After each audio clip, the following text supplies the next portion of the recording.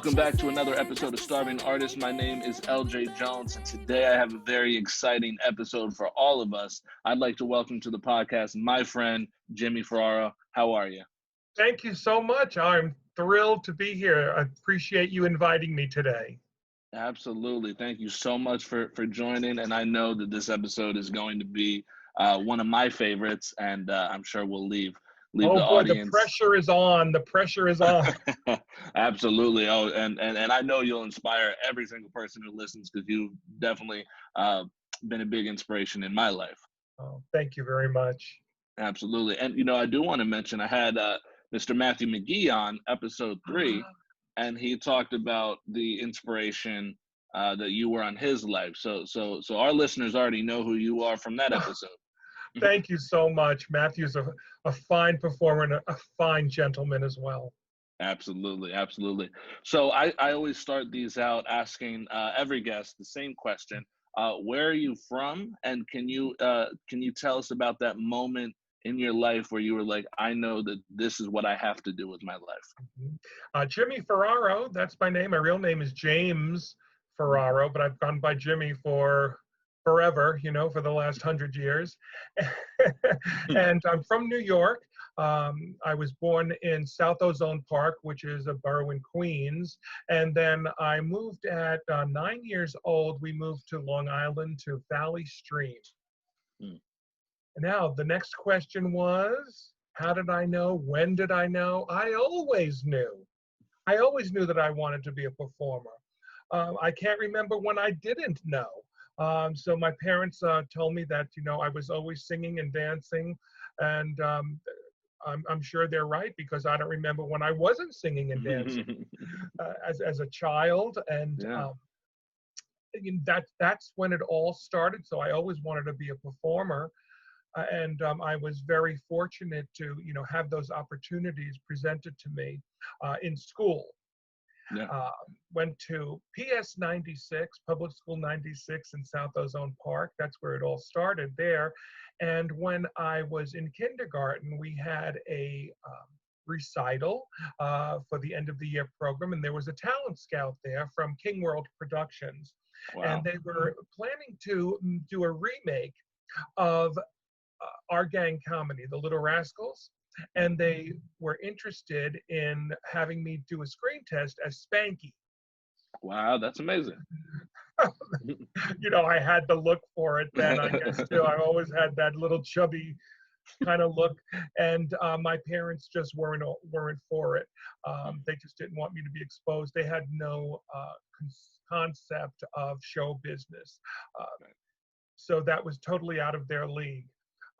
But I continued to perform in school. I was fortunate enough to go to a union-free school district in Valley Stream, and they had so many opportunities there. When I arrived there, they had talent troops where you could perform solo singing. They had drama clubs. And so it all started in high school. In grammar school. Wow. And I continued when I went to junior high school, and certainly in high school, I was in all of the plays and talent shows there as well. Another interesting thing is that when I was 13 years old, I decided that I would like to take voice lessons. And I knew that there was a voice teacher that had a studio right across from our junior high school. And I looked, so what I did is I rode on my Stingray bicycle.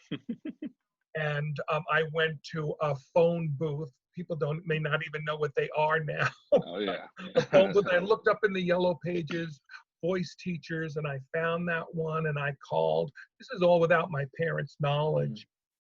And I said that I'm 13 years old. I'd like to take voice lessons. And that was the Grace Buckley Music Studio. And Mrs. Buckley said that she did not advise at my age, 13 years old, to start taking voice lessons. She thought that I was a little too young, but I begged her to audition. And she did go along with that. And I set up an audition, and I went there one day after school to sing for her. And she took me on as a student, and I said, I haven't even told my parents yet that I'm coming here. So I was a little rebel thing, Oh yeah. but in a good way. And I said, I don't know how I'm going to be able to pay for these lessons. And she gave me a scholarship, which Wow. was fantastic. And I told my Yeah. parents about it, and they wanted me to take the education. They wished that I had told them first, but I studied with Grace for several years, and then I kind of matriculated to studying with an opera teacher who was the wife of our music teacher in high school. Wow. How all that kind of happened. Yeah. And then when I was 16 years old, I had my first nightclub job, and my parents had to come with me. It was at a nightclub called the world famous San Susan, and it was world famous. It was on Long Island, and I had my first shot at singing in a nightclub there as a solo performer. That's amazing. So that was pretty cool. And I went on to singing at other nightclubs, the Top Hat, and that's how I got entered into nightclubs. I even missed my senior prom because I auditioned for a production of Hello Dolly, and I got the leading role of Horace Vandergelder. I was only 17 years old, barely, not even 18 yet, so I missed my senior prom, but I got to be performing in Hello Dolly at Hofstra University, which was the John Crawford Adams theater, and that was the biggest theater I had ever performed in at the time. It's at 1,800 seats. Wow. And so that was pretty cool. And then I also auditioned for colleges, and I received a scholarship to the University of South Florida, and that's how I got to Florida. That's amazing. I just went on and on and on. No, you're perfect. You're perfect. I didn't know a lot of that about you, so I feel like I'm learning too. And for your vocal teacher, I've heard you sing, and they did a phenomenal job. You're an amazing singer. Thank you. Absolutely. So post college, what did your early days in the business look like? Going back to New York, and actually before I went back to New York, while I was in college, I saw an audition for an equity theater in St. Petersburg. It was the Country Dinner Playhouse, and I was 19 years old, and they were auditioning for Fiddler on the Roof. Ooh, now, who knew that then this was going to be a lifelong career for me? I mean, absolutely, yeah. I just went to the audition, and I got in, and that was my first equity theater job, and it went on from there. At that time, the Tampa Bay area was a mecca for professional theater. They would say Jimmy Ferraro's out of work for a minute. And it was like that because I just went from one show to the next show. And then when I was 23, I had been working in all of the theaters in Florida, and I went back to New York, and I saw an audition for Fiddler on the Roof. They were going to be casting the national tour, and Jerome Robbins, who was the original director and choreographer of Fiddler on the Roof and Gypsy and West Side Story and the god of American musical theater, Jerome Robbins was casting the national tour. And I thought, well, I'm here, I'm gonna go. And when the day came up, it was a rainy, terrible kind of day outside, and I thought, oh my God, I don't know if I'm going to be going to this audition today. And my longtime friend Seth Vixen, who we went to high school with, prompted me. He says, what else are you going to do today? Just go over there and hang out, and go to the audition. And I did, and there were over 600 auditionees for this show, and I went in and I did my thing, and then they narrowed it down to 24 of us. I got a call back which means, you know what that means. You get to go and audition again. Yep. You're selected. They narrow it down to a certain few. And then they narrowed it down to 12 of us. And then I got another call back, and I didn't hear from them anymore. Oh. And so I assumed that they weren't interested, or there wasn't really a slot for me. Because what I found out later is that they were using most of the original members of the Broadway company starting out in 1964. So there really weren't many spots available. And then 2 days later, I got a call from the stage manager. That was Valentine Meyer. And he called me and he said, we'd like to see you tomorrow at the Minskoff Theater at 10 a.m. Wow. So I went to that callback, and there were only 2 of us there, myself and Charlie Scaramaccia, who became Charlie Barry later in life as an actor. And I went in and sang and came out and waited. Charlie went in and sang and came out and waited. And then the production stage manager came out and went over to Charlie. And I thought, okay, forget this. And he said, thank you so much for coming. He said, Jimmy, we'd like to offer you a contract. That's how it all started. That's amazing. And so I went right into rehearsal that day at the Minskoff. I said, can I have 20 minutes, please? Because I need to call my parents. I can't even imagine how exciting that must have been, especially for, you know, not only a show that you've done in the past, but it's such a massive and phenomenal show. And you know, I never had the pleasure of seeing you do it live, but I've seen footage, and you were amazing. So what was the rehearsal Thank you. Well, I period like? escalated in it. You know, I've escalated in it over the years. Oh yeah, right. When I first got in the show, I was cast as the youngest Papa. You know, there's Papas, Mamas, the sons, the daughters, and I was cast as the youngest because don't forget the others were from the original Broadway show, so they all were much older than me. And Herschel Bernardi was starring as Tevye in this national tour. He had also done it for many years on Broadway. So I started off as a Papa, and I also was a Russian soldier.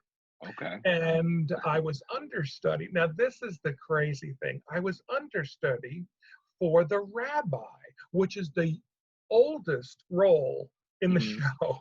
Right. But I had done the rabbi at the Country Dinner Playhouse when I was 19 years old, which was another strange thing. Yeah. So here I was, and I got the understudy for the rabbi, and went into rehearsals, and I was privileged to have Jerome Robbins' assistant, who was Tommy Abbott. Tommy Abbott pulled me over during rehearsal, and he says, Mr. Robbins pointed you out and said, he has it. Well, you could have knocked me over. You know, here I have the god of American musical theater singling me out. And so we did the national tour. After that, 6 months later, I received a call from the producers from that tour that they were going to be putting together the show for Broadway. And out of a cast of 42, they were picking 12 of us, and I was one of those 12. And we did the show at Lincoln Center at the New York State Theater on Broadway. And then after that, we went on the second national tour. And that was with Maria Karnilova, who won the Tony Award for Golda in the original production. So it was, and I've been doing the show for 40 years. How many shows have you done? I've done over 3,000 performances of Fiddler on the Roof. That is beyond incredible. I don't know how many actors can say that they've done 3,000 of a show like that. I think you may be the only one. And they survived. And that's, I mean, how recently was it where they announced that they're doing the Fiddler on the Roof film with Tommy Kail directing, and I tagged you in the post and said, if Jimmy's not doing it, Yes, I don't want that was very sweet of you. it. And it was always a dream of mine Hmm. to play Tevye, and I Right. had that opportunity. I first played Tevye at the Arizona Broadway Theater. That was my Hmm. first Tevye there. Exciting, and it's been my signature role ever since. Yeah. I did it in California, and then most recently on the 2012-2013 national tour. Hmm. And what was really marvelous with that is that in the last national tour, I had the great privilege of performing opposite my wife, Dieta Rowe, who was Yeah. also a Broadway actor. Yeah. So that Yeah. was really nice because over the years we've been in shows together but never played opposite each other. Hmm. So there we were, on the last national tour of Fiddler on the Roof, getting to play opposite each other. And we celebrated our 25th wedding anniversary on stage. Hmm. And Yeah. so it's so coincidental that Mhm. in the show, uh, Golda and Tevye sing about being together for 25 years. Right. That's And beautiful. we sang "Do You Love Me" to each Hmm. other. So we had two shows on our anniversary, and they made a big announcement and used our anniversary as publicity. Right. Uh, Yeah. and After the matinee performance, when the curtain came down, it came up again on my wife and myself, and they brought out 24 red roses for Dieta Oh. to celebrate our 25th anniversary. Now, here's the funny thing. After the curtain came down, the stage manager ran out on stage behind the curtain, grabbed the flowers from Dieta, said, I have to take these back and put them in the refrigerator because we're going to hand them to you again tonight after the second show. That's hilarious. That But it's been a how marvelous emotional journey. how emotional was that moment singing "Do You Love Me" on your wedding anniversary? I've had sung it a zillion times, Yeah. over the years, but that moment, singing to my wife, Hmm. "Do you love me?" after 25 years, it's nice to know. I mean, I could barely get it out, Yeah. and Yeah. the cast were all Mhm. standing in the wings, just watching that moment. Um, See, even just hearing you say "Do you love me," like when you first said it a few moments ago, because I've heard you sing it before, and I just hear it in my head. I hear you singing the whole song, and I there's a video on YouTube of you and Dieta singing it, and I can't even tell you how many times I've watched that video just because I love to see you guys. I love both of you, and I love to see you guys together and perform. Thank Um, you, Absolutely. and we love So you too. thank you. So what do you think? Do you think you have Tevye in you again? You Well, ready to come back? you know what? I would love to, of course. I mean, if Yeah. anything, that's the role that I would love to do Hmm. again. Um, Yeah. I'm getting old, but I think instead of the kids saying "Papa, Papa," then they're going to say "Grandpa, Grandpa." But Yeah. that's true. Deanna reminds me that's not true because Mhm. Theodore Bickel, Yeah. the famous Broadway actor, did Tevye on tour, and he was in his early 80s at the time. He was Wow. still playing Tevye, so perhaps there's still hope for me. Oh, absolutely. And they, I mean, they recently brought it back to Broadway. I know we've had discussions of the revival. Yes, Yeah. But I would love to have the opportunity to see you perform in that show. I think thank you. I recently saw my friend Philip perform as Tauntaun in Once on This Island at the Straz, and he did the Broadway show before it closed down, and then they transitioned to the tour. And I love one of my favorite things in life is just seeing my friends succeed, and Of nothing makes me course. happier. Nothing makes me happier. So I would love to see you and Indiana do it again. Thank That you. would be You never incredible. know, right? You Uh, never know. Wherever it happens, I'll be there. I'll make the arrangements. I'll be Thank there. you. We Absolutely. played almost every theater in the country. Yeah. But funny you mentioned the Straz because that wasn't a stop on our tours. Really. Uh, However, I did play the Straz, but not in musical theater. I was in the opera Aida. at the Really? Straz. I didn't Yes, know that was that. the Tampa Bay Opera Company. I Hmm. played the Messaggere, and I Hmm. also did it at the Ruth Eckerd Hall. So That's funny that we amazing. didn't get there with one of our musical theater shows, but I had to be in an Yeah. opera to get there. Yeah. And such a big show too, because Straz brings in a lot of the big show. At least Oh now, yes. I mean, and that I mean, well, and that was only what 6 years ago. Um, Hmm. so yeah, no, that's surprising. So No, we played all the big theaters across the yeah, country.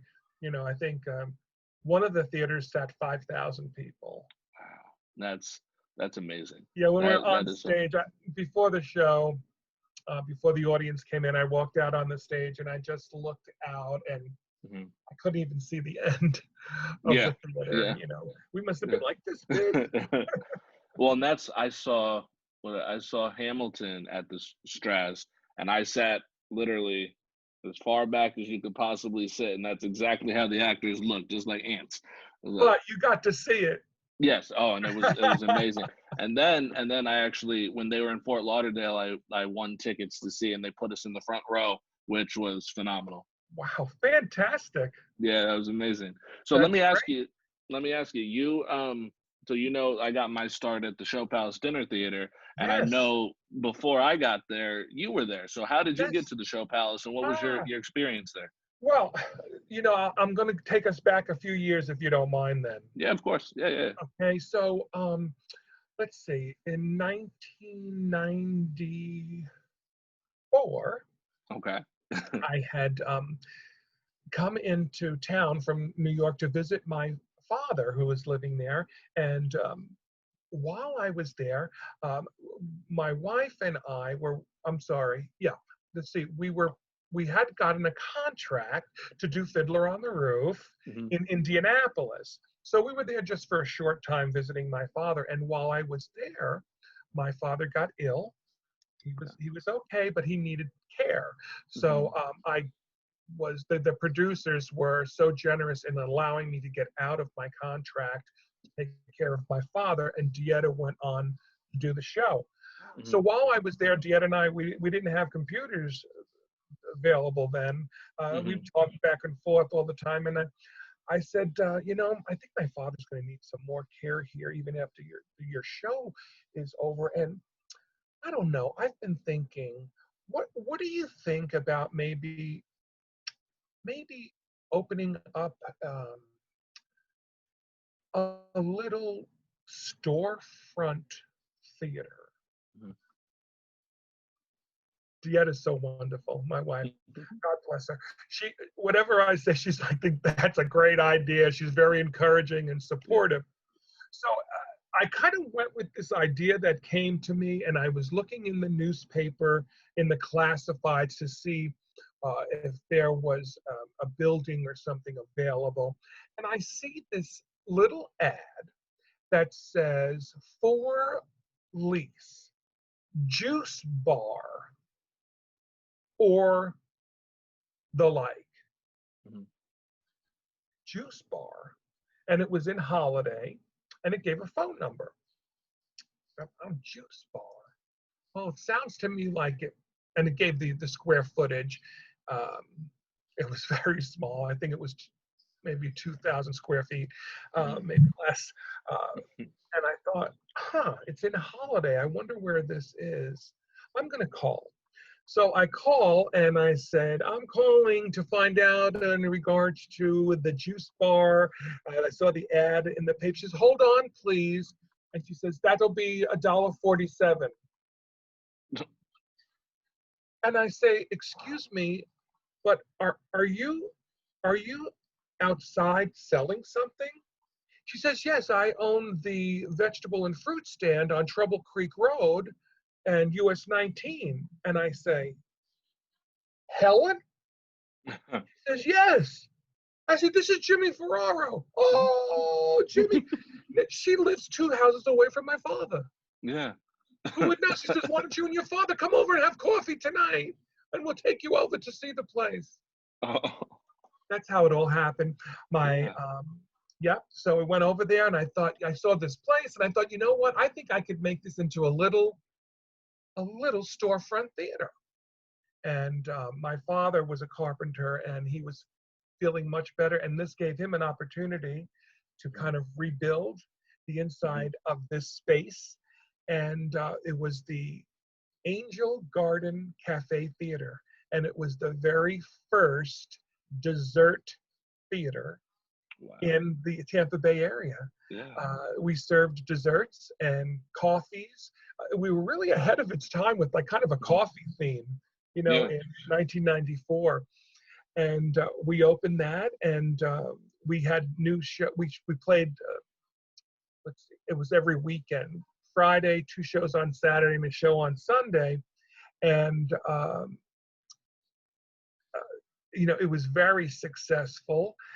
And it was a novelty in the area. And that's how I started. That was my very first theater. Mm-hmm. That's amazing. I didn't see. I'm learning stuff I didn't even know. I didn't know about that theater. I love it. So from that theater, interesting enough, the owners at that time of the Show Palace had come to see what we're doing. I had been there a few years at the time, and there's the Sessas, right? Yes. Sal Sessa and his brother Nick, and they came to the theater, and I guess they really wanted to see, you know, what we were doing. I hadn't been to their place, and they really liked what we were doing, and they asked to speak to me afterwards and asked if I would be interested in joining them at their theater, the Show Palace, and I told them that I wasn't interested at the time. Thank them, of course. I said, but you know, I really am enjoying having our own little mom and pop place, and you know, we're doing a new show every month. We had a brand new show open, and but I thanked them. Well, several months later, it might have been even a year later, I can't recall exactly, but my father had passed away, and they came to the funeral, and I was still doing the shows, and they had come to the. They came to the funeral too, and to the theater, and they asked me if I would be interested again. And at that time I said, you know what, I think now I would be interested. And so I became the producing artistic director of the Show Palace. And at that beginning for them, they were not doing so well as far as patronage. They'd have 60 people in an audience, and you know, that place was very big. Oh yeah. It could seat 600, and so they were struggling. And I can't even imagine it with only 60 people in there, because we were sold out almost every show when I did the full Monty there. I can't even imagine. But I seized the opportunity, and I pulled all of my connections together in the area, and with my name, and the people had known me. The Show Palace became a huge success with sold-out houses with 400 seats planned for each show. And we did big musicals there. And it was a marvelous opportunity to see the theater grow, you know, to see the reward from so small to growing to a big, successful theater. And it's still in operation now, which is marvelous. Oh, yeah. I took my son there last summer. I told Matt this, so the audience have heard this, but I want to share with you. I took my son there to see. They did Shrek the musical, and we got seats. You know, the tables right there against the stage, and my oldest son, was just enamored, like mesmerized. Like he kept like leaning over and like doing this on the stage, like this. I was like, let's get off the stage, and he kept going like this. And there was a moment in the show, forget which song it was, but the actor playing Donkey came over during the show to Ian and like gave him like a little fist bump. And this is almost a year out of that, and he still talks about that. And he'll never forget it. Oh no, and he's got the bug. He wants to act, he wants to sing, he wants to dance. So I'm getting him into those things, and it's amazing what theater can do. You know what I mean? It's true. And just seeing how happy and, like I said, enamored he was with that show. It's amazing how small the world is too. Because when I met you at your theater, Jimmy Ferraro Theater. Oh, the one on Main Street. the one on Main Street. I met you there, and no clue that you even worked at the Show Palace until months later after we became friends and Yes. stayed connected. So can you tell me what that experience was like for you to open your new theater Oh, well, I have to down go there on Main back Street? again. I have to Oh, go I back again. apologize. No, not at all. Because after the Show Palace, I took a break and I Okay. left the Show Palace. In fact, Matthew McGee, I had brought him in from, I had found him in an audition, a big 900 people audition, and brought him in. And Matthew and Stephen Flaw took over the reins there. And I took a break for about a year. And of course, I thought that maybe I could just kind of chill out for a while, but I couldn't. I got that bug again, and I opened a dinner theater at Southgate Shopping Center, the Angel Cabaret Theater. That's amazing. That was at Southgate Shopping Center. I've worked in that We were Publix there before. for about 5 years. Oh, did you? Yeah. So we had our theater there. It's at 200, and very successful again. Yeah. So that was that theater too. Then we went on the road with Menopause the Musical. My wife was in that for 8 years. Wow. We moved to Denver, Colorado at that time, and they asked me to be company manager of the show, which is kind of like an on-site producer. And so I took care of the company there. So we were there for 5 years, and then in Denver, and from there we moved back to Florida, and that's when I decided I'm going to open another studio theater, a little black box theater, and that was where we met. That was Jimmy Ferraro's studio theater on Main Street in Newport Richie. Oh, I loved that place. It was just kind of very intimate, little warm, little theater. I remember when I went back there for the first time for the audition. I forget which show I auditioned for, but I just remember going back there, and that was my first time ever in a black box theater. And I remember just thinking, because I'm more so of a film and television actor. I love theater. I can't sing, but my only other theater experience was the Show Palace in terms of performing. In terms of performing, so how can they possibly do a show in here? But I look there and I'm looking around and I'm doing so as I'm auditioning, I'm just imagining like how immersive that it must have been for the audience, and how, like, you know what I mean, like how exciting that it was, and I loved what you did with the place. So what was that experience like for you? Oh, it was such a wonderful welcoming back. I have to say, Pasco County was very supportive of me all over the years, and that's why whenever there is a charitable organization, I'm eager to participate and give up my talents and gifts for any kind of charity, because Pasco County has really supported me. It was wonderful to open that little place and to have the patronage, because people in the area knew me, the theater goers knew me. And so that little 60-seat theater was filled every weekend, and that was a marvelous. But I have to go back again, because what I forgot to tell you is that when I was 20, this is right after my first Fiddler on the Roof at the Country Dinner Playhouse. Okay. When I was 20, I didn't realize I was doing this, but I opened Pasco County's first dinner theater. Really? At 20 years old, at the world famous Hacienda Hotel.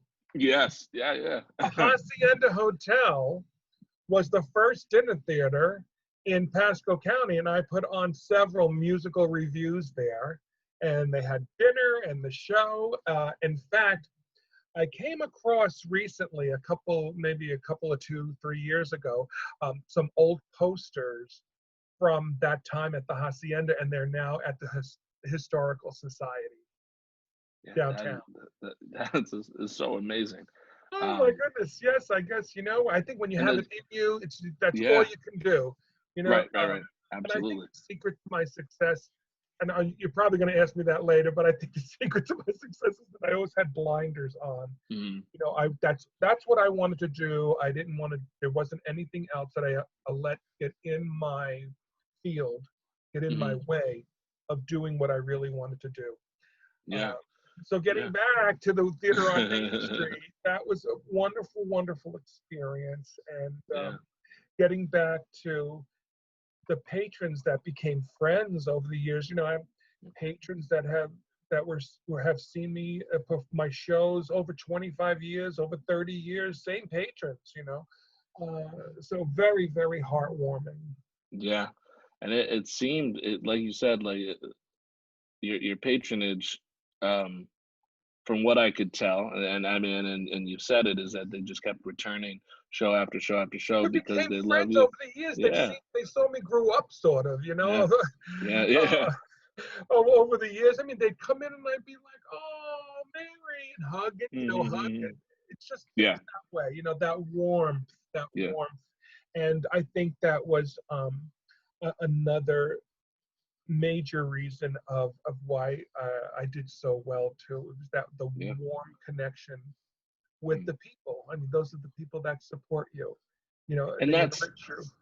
that's who you are too, though. You are such a warm individual. You're so loving and so friendly, and I think that's what makes people gravitate you, is obviously aside from your amazing talent, but they feel welcomed, and just every time I've been around you, I've just felt welcomed. I felt loved, and I appreciate that, and I can guarantee you, every single person who's ever seen you perform or interacted with you feels the same exact way. Thank you. You've made my day. Thank you. Awesome. So we actually, and you had mentioned your charitable acts. Uh, I worked with you. We did a murder mystery to Yes, raise some money to send the kids from Golf High School to that's right. the inauguration. Yeah. And Till death do us part.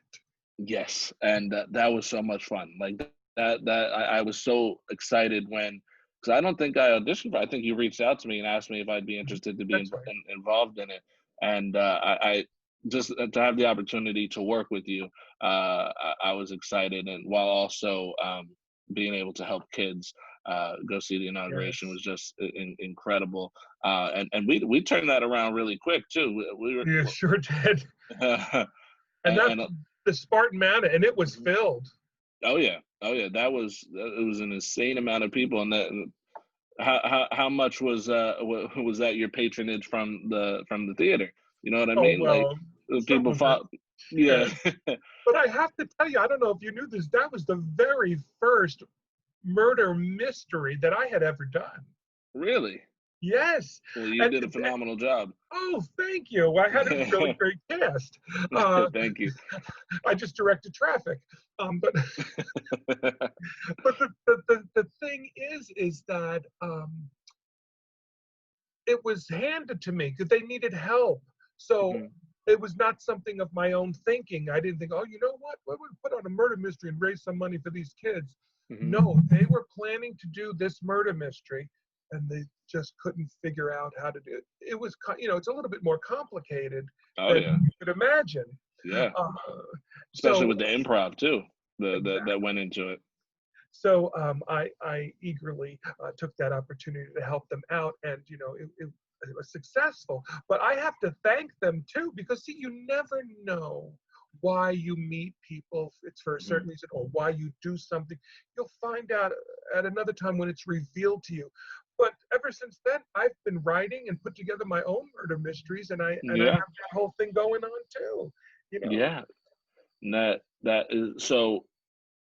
Going from there, you moved to the Carolinas, Oh, but and yeah, why? Because of murder mysteries. yeah, A exactly. new theater that opened, and I have a murder mystery that I wrote with a longtime friend of mine, David Craven, called "My Big Fat Italian Wedding Murder," and Hmm. we did it for about 2 years on and off in Florida, and it Yeah, was a tremendous success. And you never know when you're going to do something how it's going to yeah, turn out, but yeah. we had people coming back again and again to see it because we always changed who might get murdered. You see, so you had to Oh, pick okay. up So those yeah, clues, yeah, and it was that show was so much fun because it was like a big Italian wedding, and we danced and we ate, and it was very fun. So that's how I got to North Carolina, because a new theater that was opening in downtown Hendersonville asked me if I would direct and produce that show for their opening. And so that's how we got here.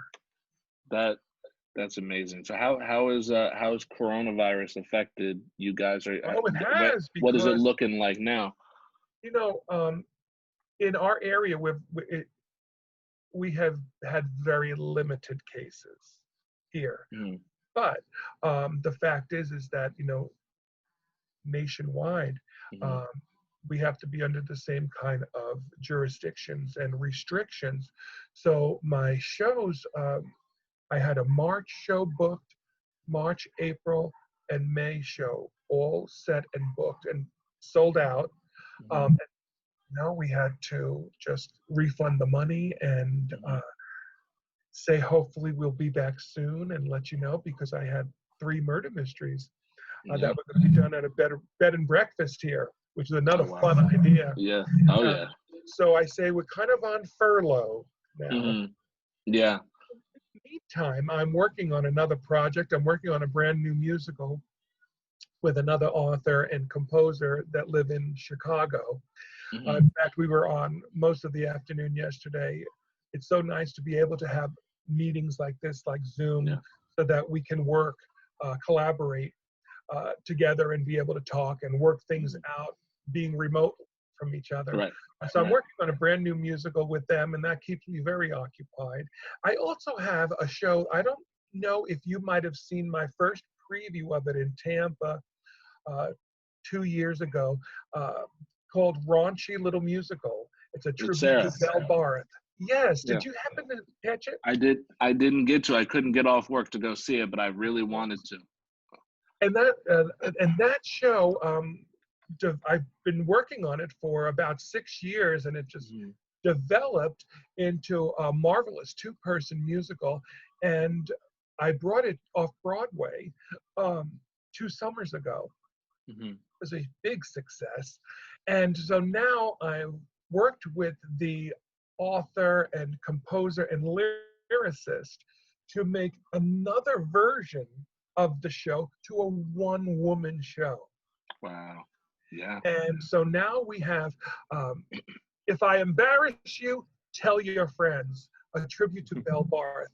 And that I'm working on promoting that as well. I have interest in the show at the Asbury Playhouse in New Jersey, as well as at a venue in Las Vegas.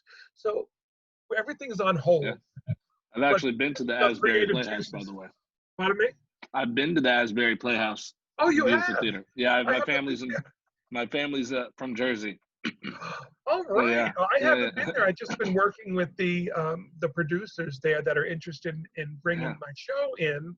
Uh, it's a perfect kind of show to start up again. A one-person show, musical comedy. Right. Um, so that's been exciting. So even though I've been on furlough, Mhm. the creative juices are still flowing, and we found opportunities Yeah.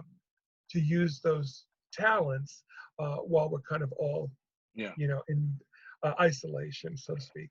And that's the beautiful thing about our career is that we can still create from home. Yes. I had the opportunity. One that I interviewed Jill Christine Wiley, who played Maria in the national tour of Sound of Music for 2 years. Uh-huh.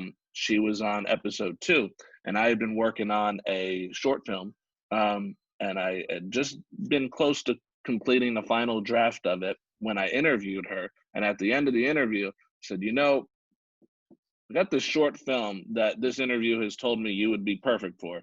And she said, send it to me. And we've since talked, and she's going to play the lead in this short film. And How so wonderful. it's, See it's, how it, you it's, never know. You just don't know. yeah. And I'll tell you, the short film takes place in New York. And, Uh-oh. and it's just kind of like a love letter to New York. It's a rom-com. And so basically that character is just finished college and is not ready to get into corporate America. So she's traveling the country just to be an adventurer and explore. And the male lead meets her as she's just playing her guitar on the street. and Romantic. yeah, and she explains that she's just here for a day or two just to explore and see the sights. And he said, "Oh, let me guess, Broadway, the Empire State Building, and she's like, how'd you know?" He's like, "You got to see New York through the eyes of a real New Yorker." So he takes her to the private spots. And I've been to New York, and I did a lot of research, and it's a really fun, small, like 20-minute short film that we'll be shooting in August. Congratulations, that's wonderful. Well, if you ever need a fat, balding Italian guy. Oh yeah, hey, look, I got to write something for you, because I love to work with you. Same Any here. chance I get, I'd work with you again. This face, Italian or Jewish, I'm right in there. Oh yeah. So I always end these things out with asking, what advice would you give to any of the starving artists out there that might be in that part of their career where or their journey where they're maybe discouraged and having self-doubt? What advice could you give? Never, ever give up. Never give up. Keep your eyes straight ahead. Focus on what it is that you want and follow your dream. And don't let anyone or anything get in the way and tell you any different. Absolutely. Well, Jimmy, thank you so much for Thank hopping on and you. being a guest. This was very fun. Thank you so much. Great. Absolutely. And we're gonna have to hop on again just to talk and catch up some more, because I miss you to death. Stories for you. Plenty of stories. Well, please tell Dieta that I miss and I love her, and I hope she's doing well. Yes. She's got a great story for you too, with her background. Absolutely. I'd love to have her on if she's open to being a guest. I would love to have her. It's interesting. I don't know if you knew that she is an original cast member from the Broadway musical 9. I did know that. Yeah, and I'd love to. And she's did The Most Happy Fella on Broadway. She's done Sweeney so much. Todd with Angela Lansbury. Yeah. Yeah. I got fun for your listeners as well.